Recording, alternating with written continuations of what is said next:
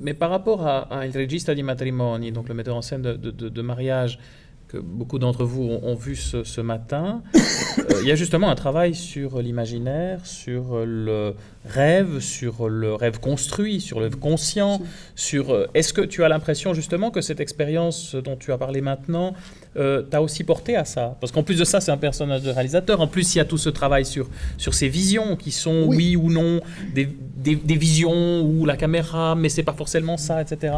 Donc, on a un peu l'impression que finalement ce film est la résultante de ce travail que tu as fait d'une certaine manière. Oui, mais aussi le discours sur les rêves, sur les visions, c'est quelque chose que regarde aussi mon expérience, ma culture du cinéma qui part de Buñuel, ou de Bergman, ou de plusieurs metteurs en scène, ou pas seulement metteurs en scène, écrivains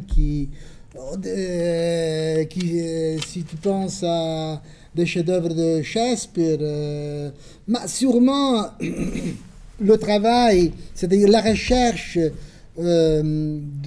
psychanalytique, disons, te donne un intérêt, souligne plus cet élément qui regarde la composition d'un film. Et ma relation avec Massimo Fagioli, c'était uniquement pour le fait que j'avais un psychiatre qui m'interprétait mes rêves dans un luogo qui était de psychothérapie. Alors, ma confiance, c'est que je pense encore, qu'il donnait des interprétations aussi vraiment profondes à mes rêves, mais c'était dans les limites d'une psychothérapie. Mais cette place qui est laissée à l'inconscient dans votre cinéma, il apparaît de façon très forte au niveau du montage, c'est-à-dire le montage est vraiment le porteur de cet inconscient. Pouvez nous dire comment fonctionne votre collaboration avec Francesca Calvelli qui a monté vos derniers films, et il y a un travail de montage qui est assez spectaculaire sur tous ces derniers films. Et on a l'impression qu'il y a quelque chose qui s'est écrit au scénario, puis vous êtes presque en train de réinventer la forme quand vous montez pour laisser une place à quelque chose qui n'a pas été écrit en fait. Oui, il y a, disons, il y a des différences,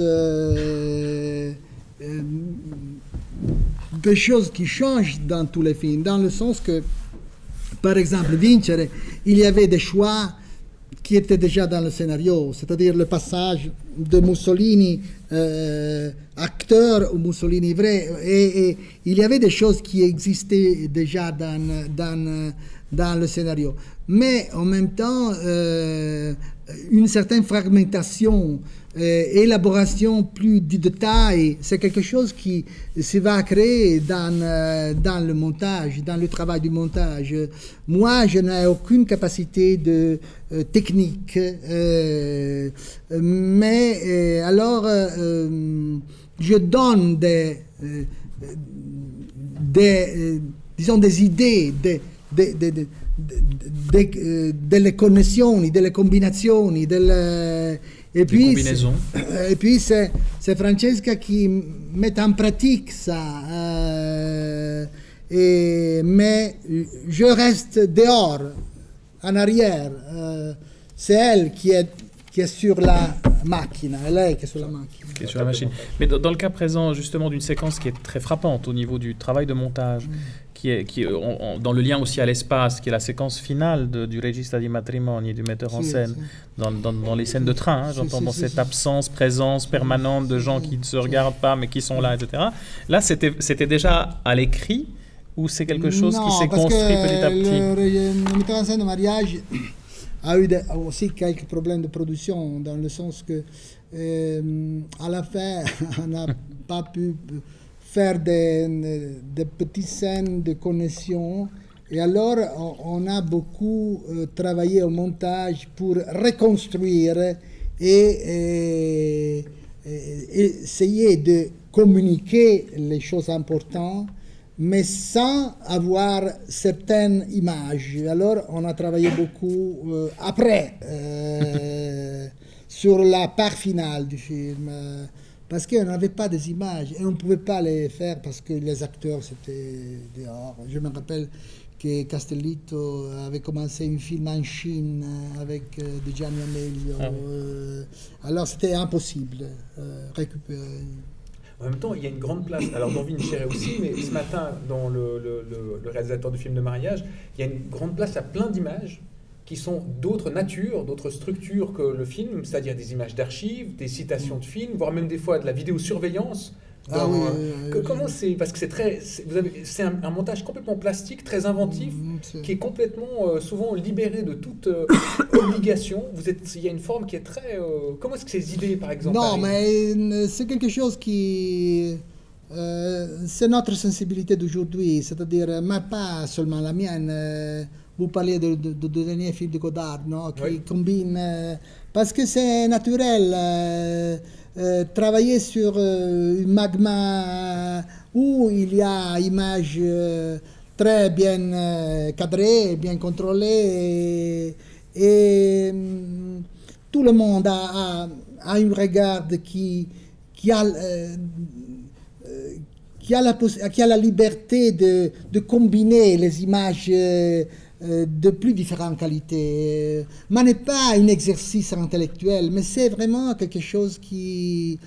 Naturellement, les images qu'on trouve dans les archives ou qu'on filme comme ça, tous sont maîtrisés après, disons, sont élaborés, par exemple, in Vincere, on a beaucoup déformé cette image, on a agrandi, on réduit la vitesse, on les a personnalisés naturellement.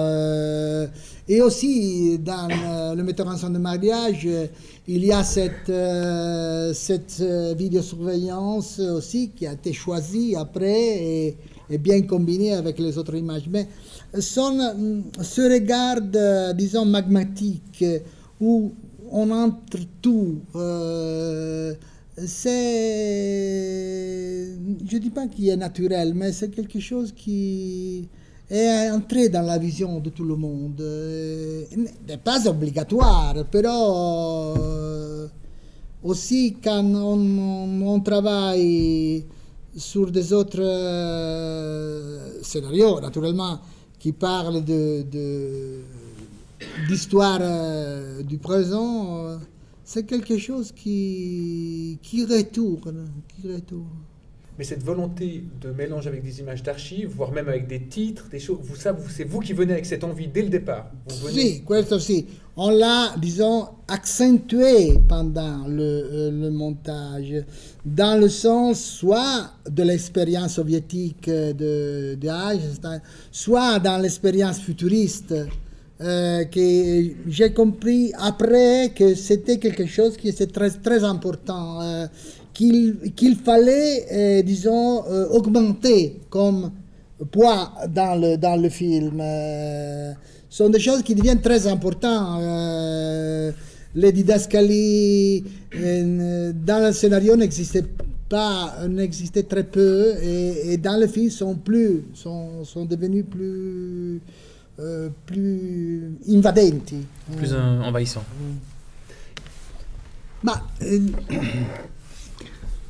Pour la première question,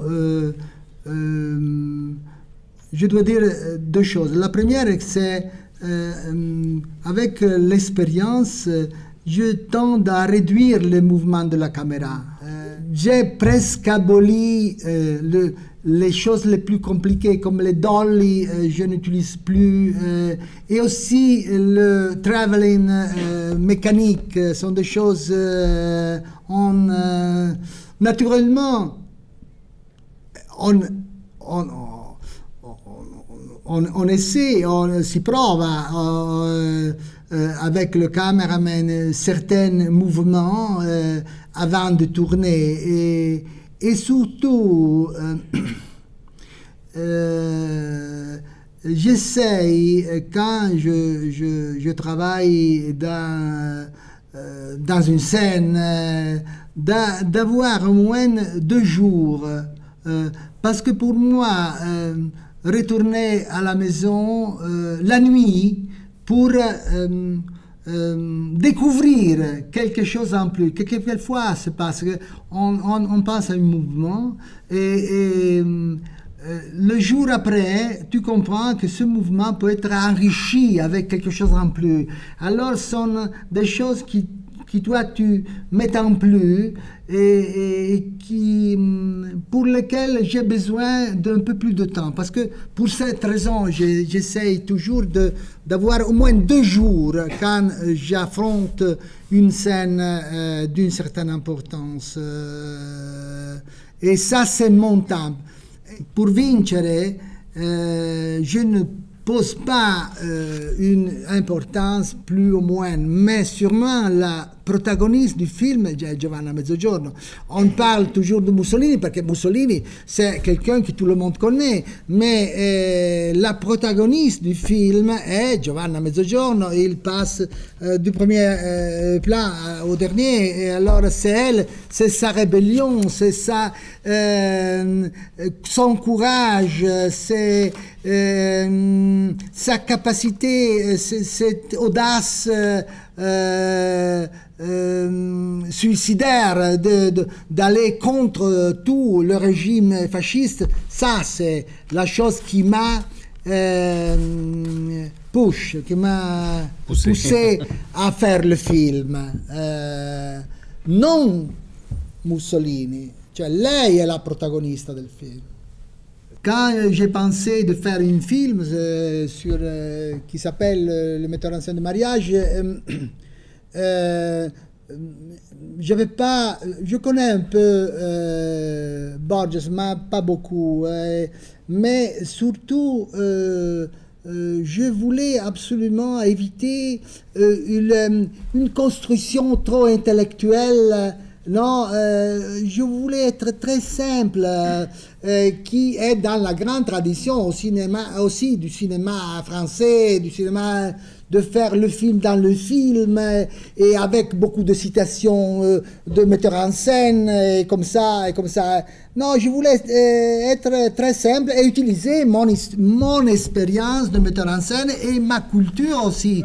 Une question juste sur le scandale, la dernière, sur le scandale. Donc, quand plusieurs de vos films ont créé des scandales, à raison ou à tort d'ailleurs, et il y a une correspondance assez belle entre vous et Pasolini, le jeune Marco Bellocchio quand il sort, il pugne in tasca, et Pasolini, où vous discutez ensemble de le scandale est-il une bonne chose, en quoi faut-il qu'un film fasse scandale ou pas, est-ce que le scandale apporte quelque chose?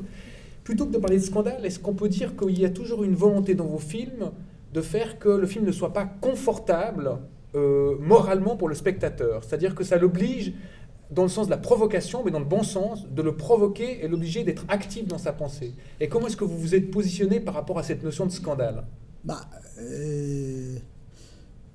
Seulement 2 choses. Le scandale, si on parle de scandale, on ne peut pas le préparer en avant, on ne peut pas calculer, on ne peut pas dire mais alors je fais un scandale. Soit pour Pasolini, soit qui sont de parcours très différents, mais pour le scandale de Diablo Corp, a été un scandale différent en Italie. Le scandale a été surtout en Italie.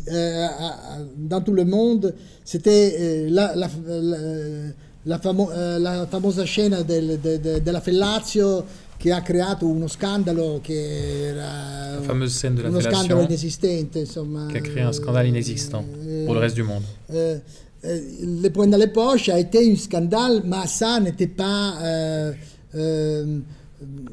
moi, j'avais seulement la vraie envie de comprendre si j'étais un metteur en scène ou pas, de représenter cette histoire. Ce qui s'est passé après, je ne me rendais absolument compte que tuer la mère en Italie pouvait être un scandale, pouvait être une provocation, la jeter dans la fleuve ou annegare il fratello, c'était quelque chose.